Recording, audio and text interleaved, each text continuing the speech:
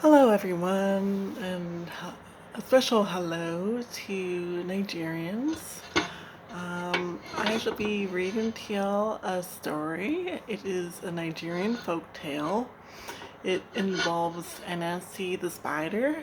Anansi the spider, I understand, is very famous in different African folk tales and like mythology kind of thing. And tall tales and stuff like that. So enjoy. Sit back, relax, close your eyes if you want, and just let your imagination run wild. Okay? And let us begin. Spider and the Crows. The spider plays a dramatic role in many African stories. He is often exceptionally resourceful, as is evident in this Nigerian folktale. In the stories of Ashanti, he is known as Kawaku and Anansi. Long ago, there was a great famine in a certain land, and no one had anything to eat. No one, that is, except the crows. Every day they flew a great distance to pick figs from a tree that stood in the middle of a wide river. Then they brought the fruit home to eat. When Spider heard about this, he immediately thought of an ingenious plan. He smeared his hindquarters with beeswax, took a potsherd, and went to the crows on the pretext of borrowing a burning coal. The crows were busy eating when he arrived, and all around them on the ground lay figs. "Morning, dear friends," said Spider, sitting down carefully on one of the delicious figs. "Could you give me a burning coal?" Taking the burning coal, Spider thanked the crows and walked away with the fig firmly attached to his sticky hindquarters. The crows did not suspect anything because the cunning thief, pretending to be courteous, walked backward as he left them. At home, Spider extinguished the burning coal and quickly went back to the crows to ask for more fire. This time, Spider chose the largest and ripest fig, and after some time walked away cheekily with his spoils. And then he did it a third time. But now the birds were beginning to get suspicious. "Why do you keep coming to us to get a burning coal from us?" they asked. "By the time I get home, the coal is burnt out. This happens every time," said Spider. "You are lying," said the eldest crow. "I'm sure you put it out so that you have an excuse to return here again.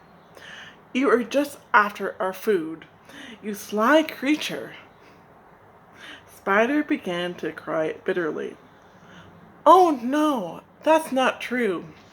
The coal burned itself out. Oh, ever since my parents died, life has been difficult for me.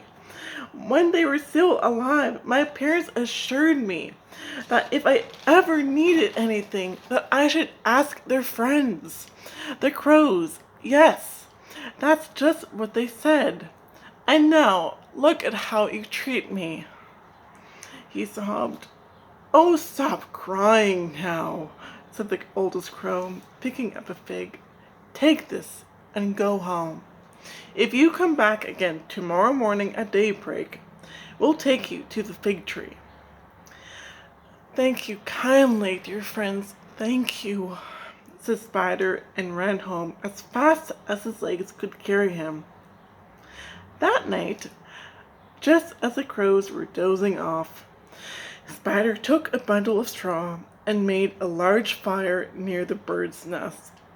"It's morning! It's morning!" cried Spider, as the flames rose high in the sky. Just look how high and red the sun has made the eastern sky.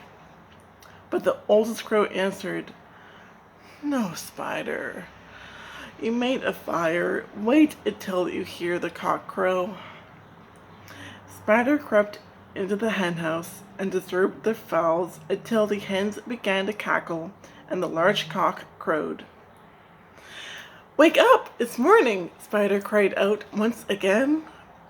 Trickster! You have woken up the fowls, Spider, answered the eldest crow. Come, let us rather wait until we hear the first call to prayer. Allah is great! Allah is great! Called Spider from behind a bush. But the oldest crow said, No, I recognize the voice. It's you who called, Spider. Go home and stay there. I'll call you when the sun rises. All Spider could do was to wait. He went home and fell asleep. Eventually, when it began to get light, the crows woke him, and each crow gave him a feather. With his borrowed feathers, Spider flew with the crows to the fig tree in the middle of the wide river.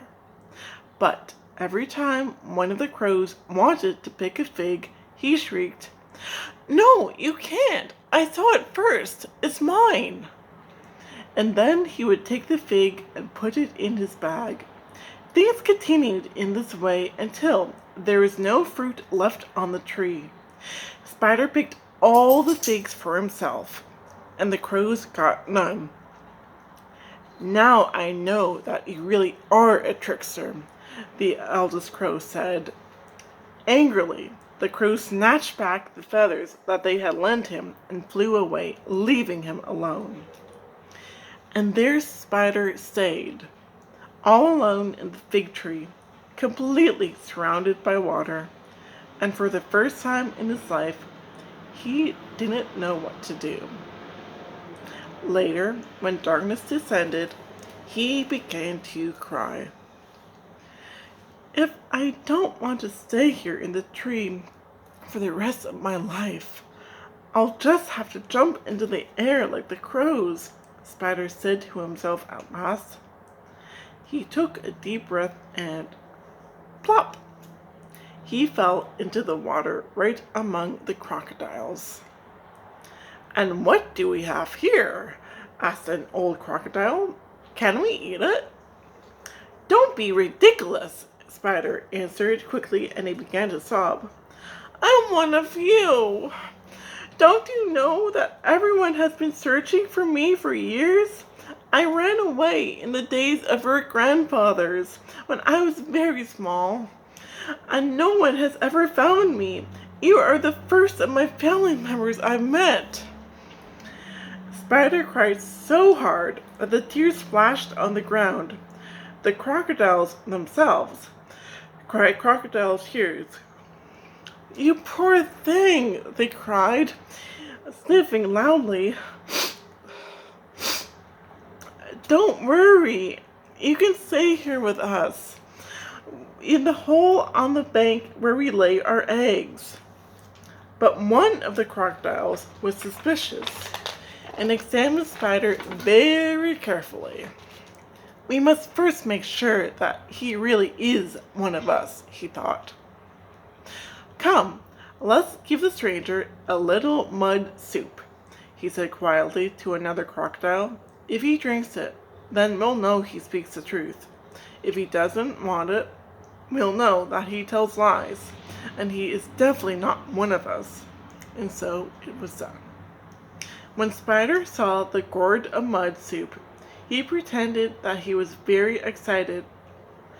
Where did you find this delicious recipe at my grandmother's? He asked, pretending to drink the soup. But he quickly dug a hole with his back feet and made a tiny hole in the bottom of the gourd with his front feet. That was delicious, he declared, putting the gourd behind him while the concoction oozed into the ground. Well, he's definitely one of us, the crocodiles said to each other when they saw the empty gourd.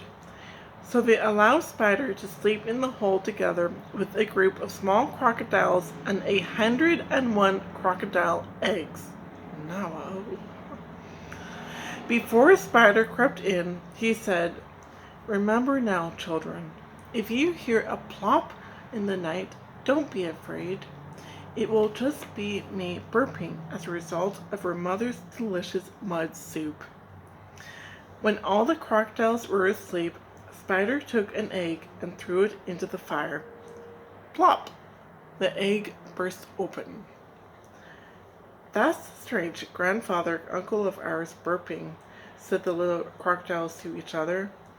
And the large crocodiles who overheard them said, "Quiet, children. One mustn't speak about family like that."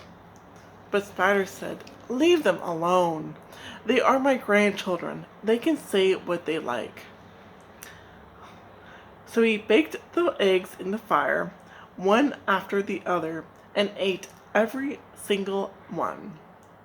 All through the night, the crocodiles heard plop every now and then, and every time someone said, "It's just our strange grandfather uncle who is burping."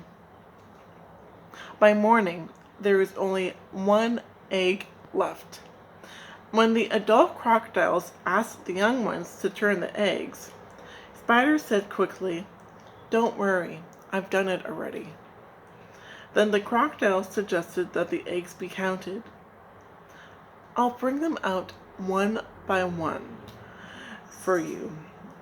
He brought the egg out of the hole, put it in front of the crocodiles, and the crocodiles made a mark on it. Spider disappeared into the hole again, licked off the mark, and brought it back. Again, the crocodiles marked the egg, and so he carried the same egg back and forth, back and forth.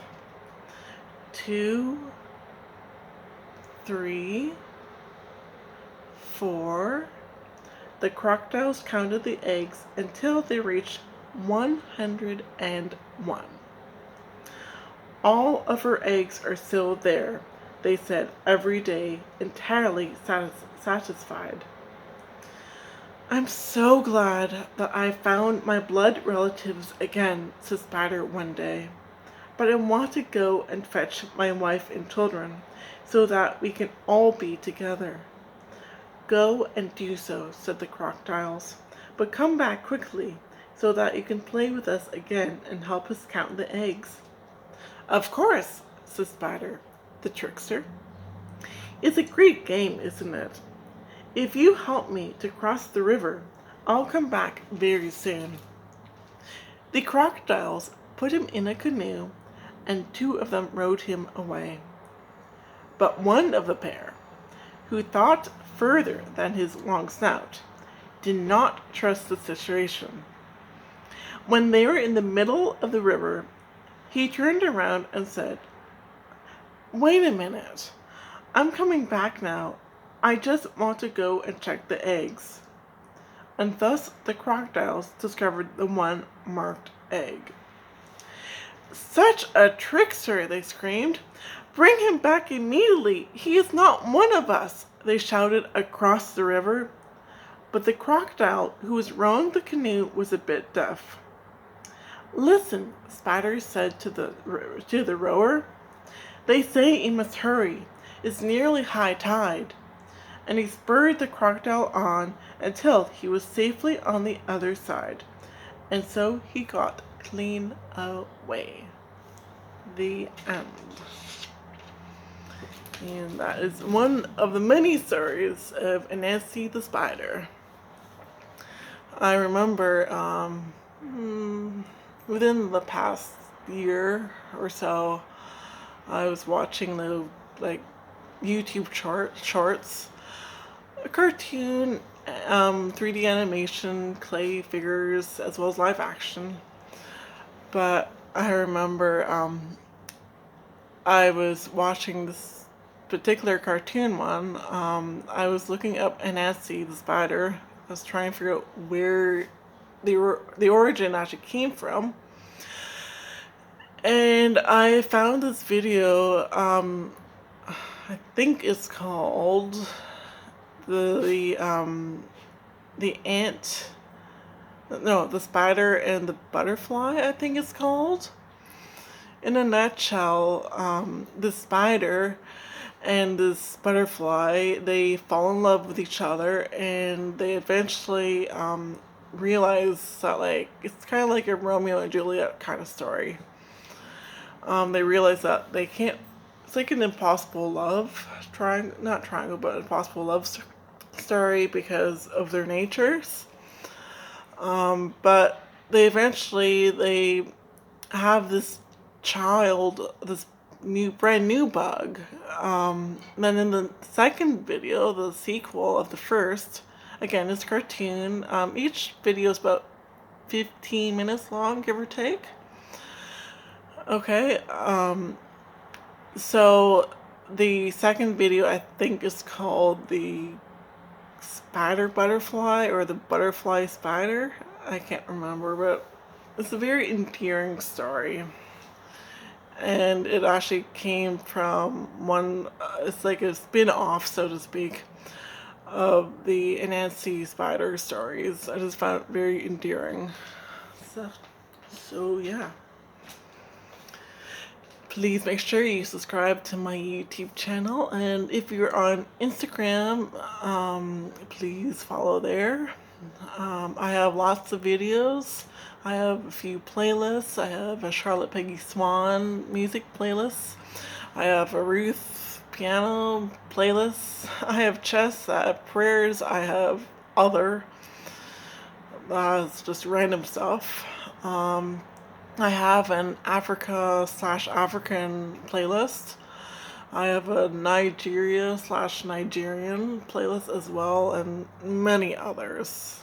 Majority of my videos are not in playlists, just to let you know. Yeah, so enjoy your day, guys. Enjoy your day, paddies. Udo.